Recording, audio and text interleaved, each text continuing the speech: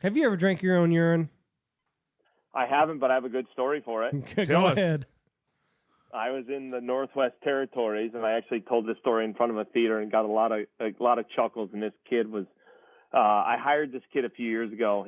He's a man, but his name is Chris Kirkaby, and he's an insurance adjuster right now in Seattle. But I hired him. He's a film graduate and super good dude. And I took him up to the Northwest Territories to the Mackenzie Mountains through Arctic Red Outfitters. We were archery hunting Dall sheep and mountain caribou, and so we went out one day. It was me and two guys. That's how we do these trips. It's me and two photographers. So I had William Altman and Chris Kirkaby. And I was hunting with a very, very dear friend of mine named Ben Storak and his brother, Lorne Storak.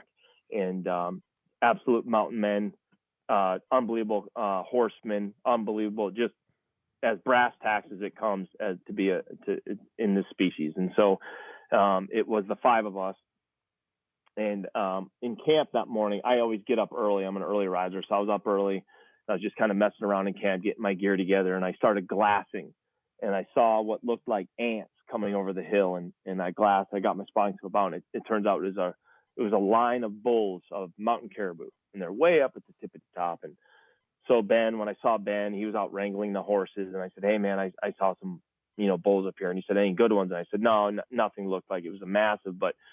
He's like, well, actually, we call that Bull Ridge. We're heading up there today anyway, so maybe they'll stick around up there. Long story short, we go up there, and we all had a liter water bottle just like this, or if not this exact one. And we went up there, and it was about 85 degrees that day, maybe even warmer. And we are climbing, thousands and thousands of feet, and we are just pounding our water. And we get up to the top, and on the map, it shows that there are some streams up top. Well, we get up there, and those streams are dry. Mm-mm. And we are out of water.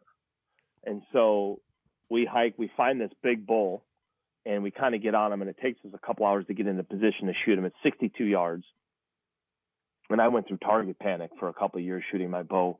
And so I came to full draw, and I put my finger on this trigger, and I was kind of bringing my bow up to this bull, and I shot. I just literally rushed the shot and tried to time it. Just a horrible thing you can do in shooting. Tried to time. My arrow went right over his back. That bull ran, and I felt so defeated because I just let the five of us down.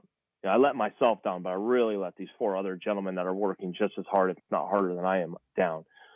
And so we tried for the bull a couple more times, but we were out of gas. Like our lips were starting to stick to our teeth.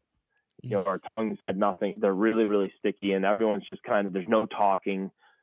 Shoulders are down, hands are down. Everyone's kind of slinking. Well, we keep hiking for a few more hours, and then I notice Chris Kirkaby, he falls to the ground. He's steps on this rock and he falls to the ground. When you fall on the ground with even when we're day hunting, we probably have 30 pounds in our pack, 40 pounds in our pack. It kind of drives his head into the ground, and he gets up and he ends up falling again. And Ben and Lauren said, "Hey, we need to get down to the horses. We need to get down to camp. We're going to burn on down into the valley, and we're going to get out of here. Donnie, round your crew up. You guys pick your way down, and we'll meet you back at camp."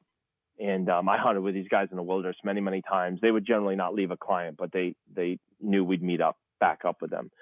And so they bomb down and leave. And as we're hiking down, Chris is really having trouble. He's going 5, 6, 7 steps, and then he's falling. And we're going down a mountain. So he's falling down little cliffs. He's falling down little slides, and he's going to hurt himself, if not kill himself. So I stopped him, and I said, "Hey, give all your camera gear to William, and then I'll take your backpack." And he was really against it, but he gives me his backpack, and I put it on my front. So I have a full backpack on my back and a full backpack on my front. William's got double cameras, and he hands me his water bottle, and it's full. And I said, "Chris, your water bottle's full." And he looks at me, he didn't say a word, and he just started shaking his head no. And I said, "Did you pee in your water bottle thinking that we were going to have to drink it later?" And he just quietly started shaking his head yes. And I said, "Welcome to the Sick Manta, man. You're definitely the right guy for the job."